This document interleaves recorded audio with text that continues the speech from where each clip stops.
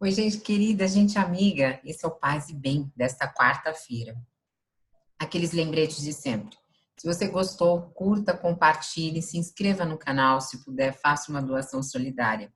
Para a comunidade 247 que nos assiste, também um beijo grande. Sempre lembro de vocês, embora nem sempre fale isso aqui. Nesse Paz e Bem de hoje, nós estamos chegando aí às vésperas das premiações do Globo de Ouro e do Oscar. Eu fui assistir o principal concorrente do Democracia em Vertigem, que é a indústria americana. E é sobre ele que eu quero conversar com vocês, depois falando um pouquinho sobre na ótica da espiritualidade. Hoje eu não estou gravando com a câmera que eu comprei, porque eu vou receber visitas depois aqui em casa e eu sempre faço uma gravação antecipada, porque eu nunca sei como minha semana de trabalho vai ser. E eu vou receber visita e não ia dar tempo de eu colocar, instalar, mas acho que a qualidade da imagem tá ok. Então vamos conversar um pouquinho sobre esse grande concorrente aí que vem da produtora da Michelle e do Barack Obama, que inclusive no final comentam sobre a questão de fazer narrativas, do porquê eles escolheram essa diretora, são dois diretores, mas a diretora é oriunda da classe trabalhadora, o pai dela mesmo era um operário de fábrica, de chão de fábrica, e eles escolheram esse casal de diretores porque eles querem trazer narrativas que possam contribuir para um mundo melhor. Então, eu vou falar um pouquinho sobre o filme, o documentário, e depois ele tem 1h49. O nome do diretor é Steven Bognar e Julia Reichert, que são os diretores. E o que acontece? Quando a General Motors fechou uma fábrica em Dayton, no Ohio, eles estavam lá em 2008, dezembro de 2008, fizeram um documentário chamado O Último Caminhão. Isso tem muito a ver com a realidade que nós estamos passando aqui no Brasil, por isso que eu vou conversar sobre esse documentário também. E eles fizeram um documentário para a HBO de 40 minutos, falando sobre as questões do capitalismo e, então, agora, quando em 2014 surgiu esse investidor chinês chamado Cao, que ele vai recuperar uma fábrica, uma planta da GM, eles tiveram a ideia, através de uma empresa chamada Fuyao, Fuyao Glass America, Vidros da América, que produz justamente vidros para automóveis. Eles tiveram a ideia de filmar as narrativas que se passam lá. E o que acontece? No primeiro momento, as 2.000 pessoas que foram dispensadas, e nós estamos vendo aqui recentemente Ford e tantas outras montadoras fecharem as suas portas, essas pessoas que não conseguiam recolocação profissional sentiram um alívio. Só que e até, de certa forma, se viram de novo inseridas na economia. Enfim, tem um caso muito explícito de uma senhora que foi morar no porão da irmã, porque não tinha mais como morar sozinha, e reconquista sua independência através tendo um apartamento, mas depois ela se engaja numa luta e aí ela acaba perdendo tudo de novo, sendo demitida.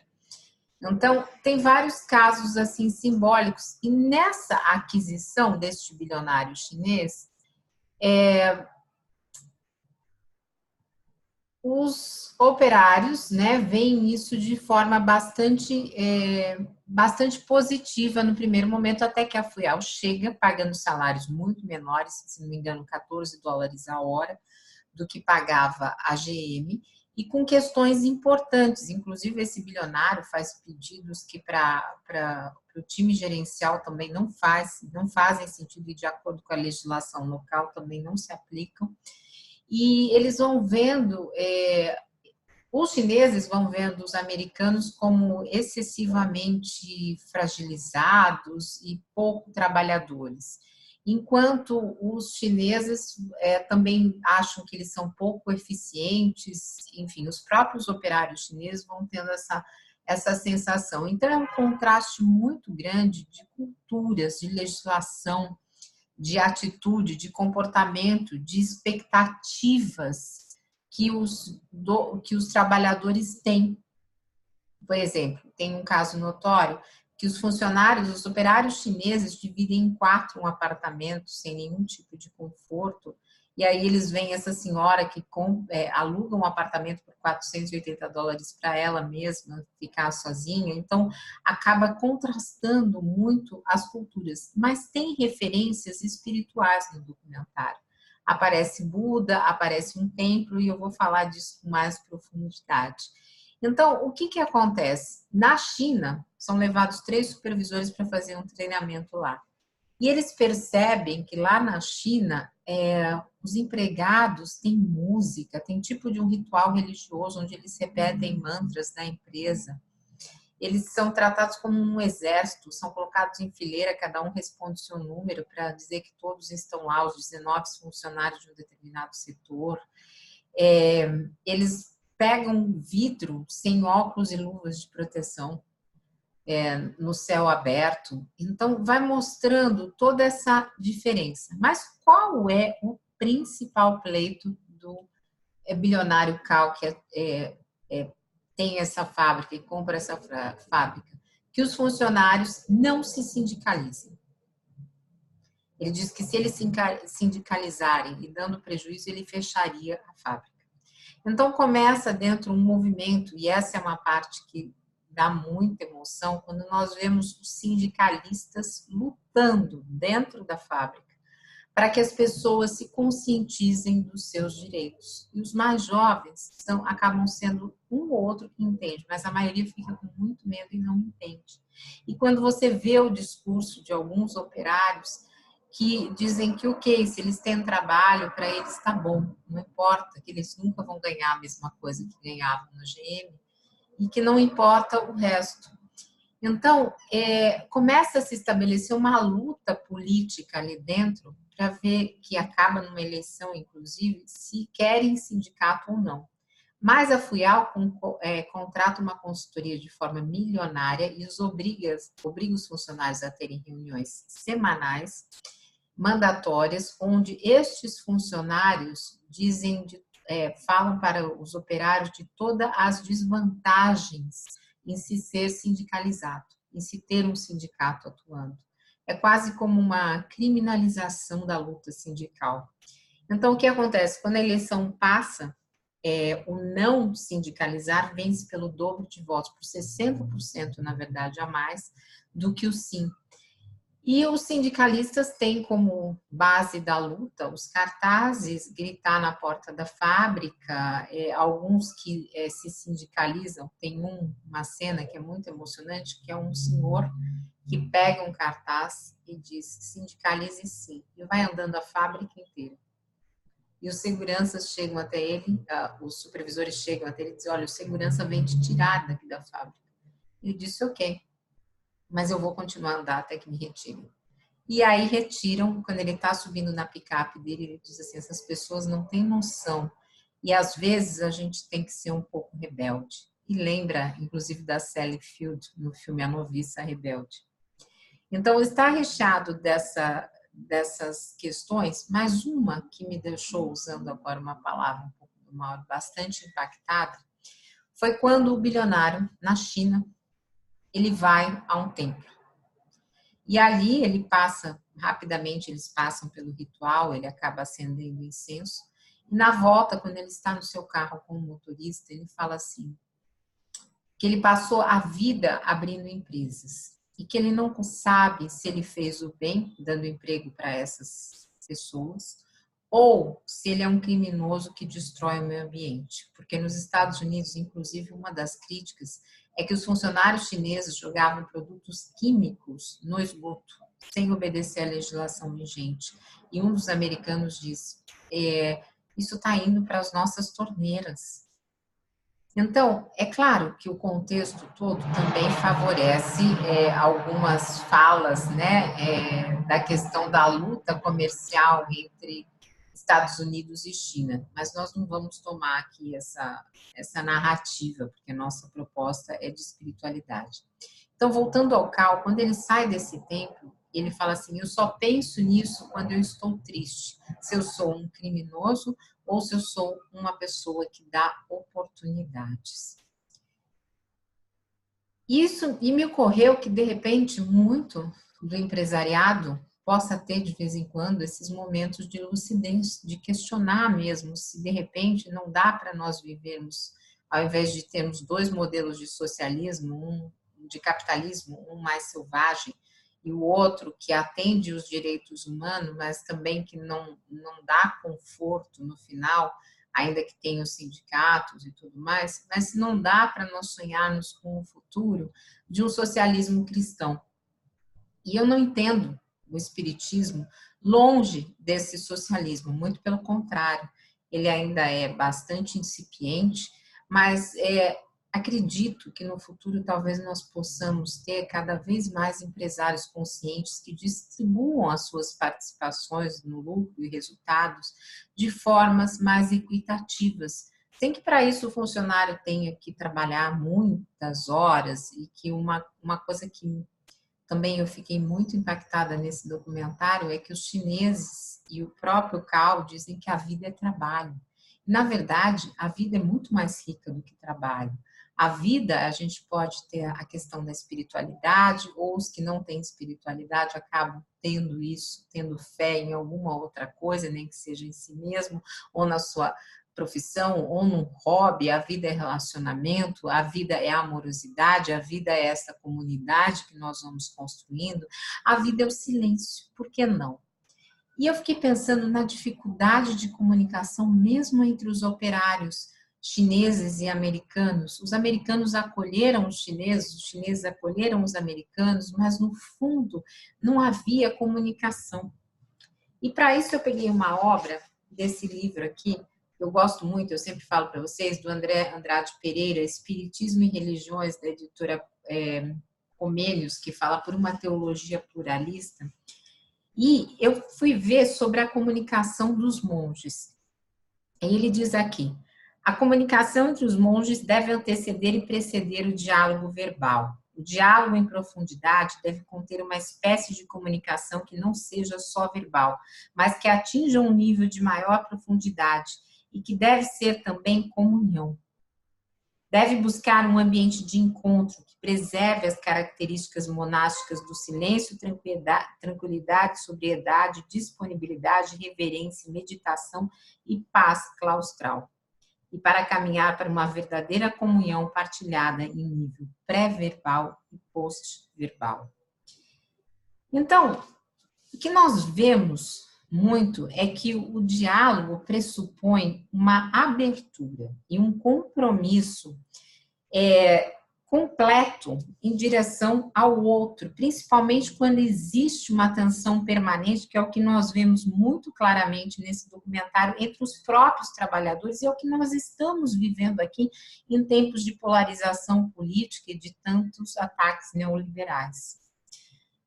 Então, para isso, é preciso que nós abramos janelas, retiremos paredes, que nós literalmente nos desarmemos espiritualmente para acolher esta pluralidade, para acolhermos essa diversidade.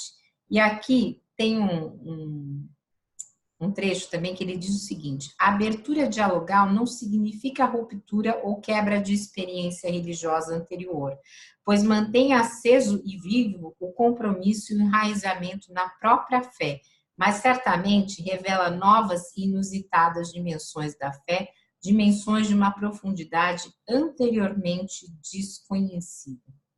Então, a minha proposta para a comunidade, a partir desse choque de culturas que esse documentário representa, é que nós possamos cada vez mais nos colocarmos nesta condição de dialogantes. Nem sei se existe essa palavra, se eu acabei de criar uma. Ou seja, que a comunidade Paz e Bem possa cada vez mais se entender como mola propulsora dessas conversas espirituais paralelas com aqueles que pensam diferente, para que